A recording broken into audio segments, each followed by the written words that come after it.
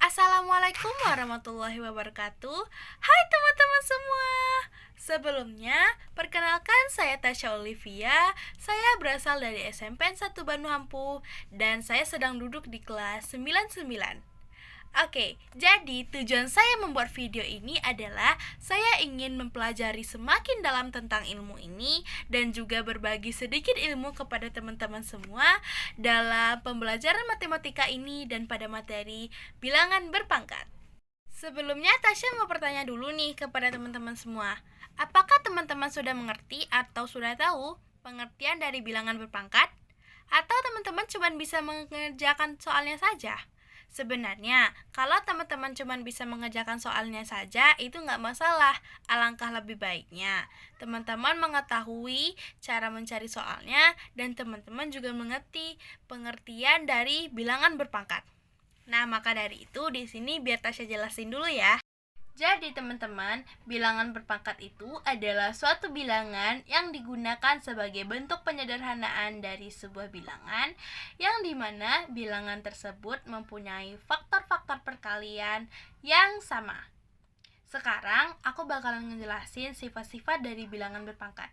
Terbagi menjadi 5. Pertama, ada pangkat bilangan positif. Kedua, ada pangkat bulat negatif. Ketiga, ada pangkat 0. Keempat, ada pangkat pecahan. Dan kelima, ada bentuk akar. Dan di sini aku bakalan ngejelasin satu-satu kepada teman-teman semuanya. Let's go! Oke teman-teman semuanya, mungkin dari 5 sifat bilangan berpangkat tadi, ada kebanyakan orang 3 sifat yang tidak tahu. Oke, jadi aku bakalan ngejelasin 3 sifat tersebut.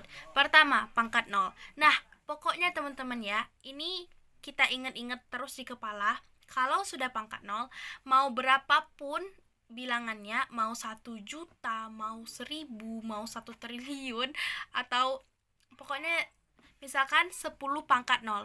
Pokoknya semua bilangan tersebut kalau udah dipangkatkan dengan 0, hasilnya bakalan 1. Pokoknya tetap 1 teman-teman.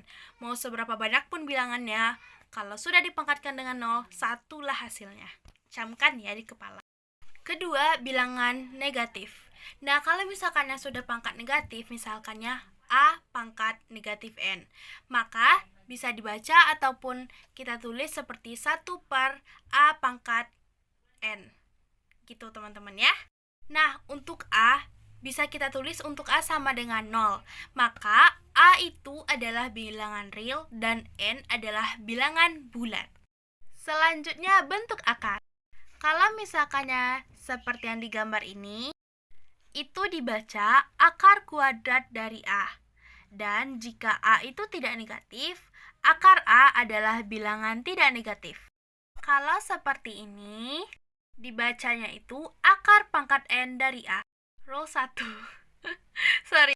Yang pertama, jika A tidak negatif, maka akar pangkat N dari A sama dengan B. Jika B pangkat N sama dengan A dan B tidak negatif. Yang kedua, jika A negatif, maka N ganjil. Maka akar pangkat N dari A sama dengan B jika hanya B pangkat N sama dengan A. Jika A dan B positif, maka berlaku nomor 1. B akar A plus C akar A sama dengan B plus C akar A. 2. B akar A kurang C akar A sama dengan B kurang C akar A. 3. Akar AB sama dengan akar A kali B sama dengan akar A kali akar B.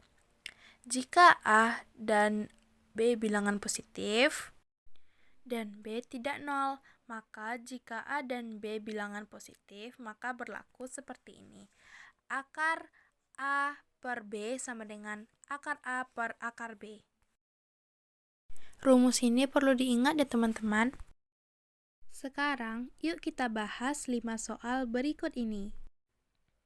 Oke teman-teman, soal pertamanya adalah negatif 4 pangkat 3 ditambah negatif 4 pangkat 2 ditambah negatif 4 pangkat 1 ditambah negatif 4 pangkat 0.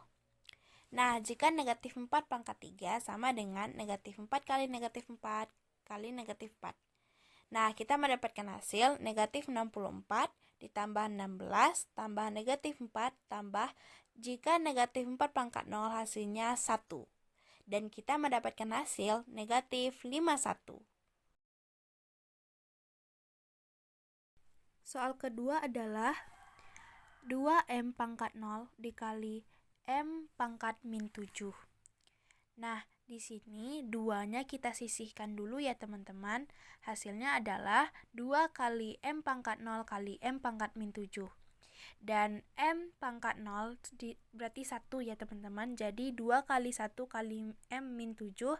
Dapatlah hasilnya 2 kali M min 7. Dan dapat kita baca 2 kali 1 per M pangkat 7.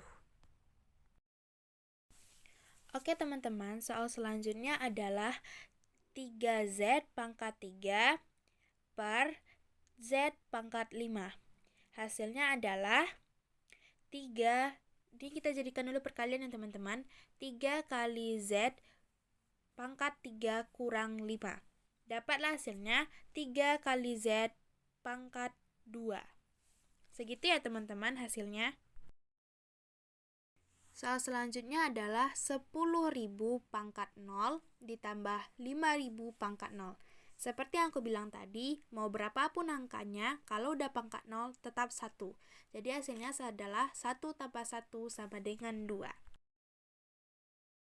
Soal terakhir adalah 5 akar 3 ditambah akar 243 dikurang 12, kita mendapatkan hasilnya yaitu 5 akar 3-nya tetap dan 243-nya itu kita pecah menjadi perkalian.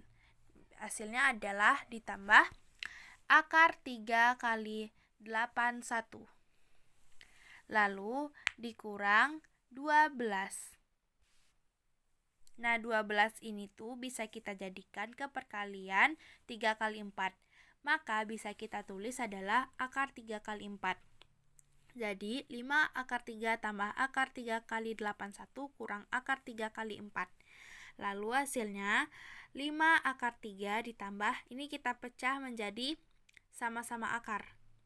3 kali akar 81 dikurang 3 kali akar 4. Jadi kita pecah sama-sama akar ya teman-teman. Dan lalu kita mendapatkan hasil 5 akar 3 ditambah akar 3 dikali 9. Lalu dikurang dengan akar 3 kali 2. Lalu kita saling memperkalikan ya teman-teman.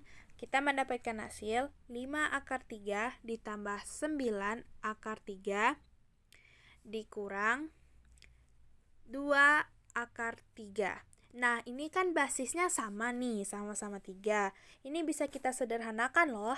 Jadi, 5 tambah 9 mendapatkan hasil 14 akar 3 dikurang 2 akar 3. Maka kita mendapatkan hasilnya adalah 12 akar 3. Segitu ya teman-teman.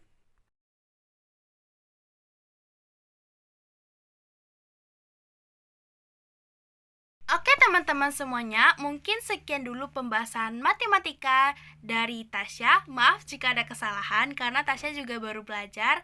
Sekian dari Tasya. Assalamualaikum warahmatullahi wabarakatuh. Bye-bye teman-teman semua.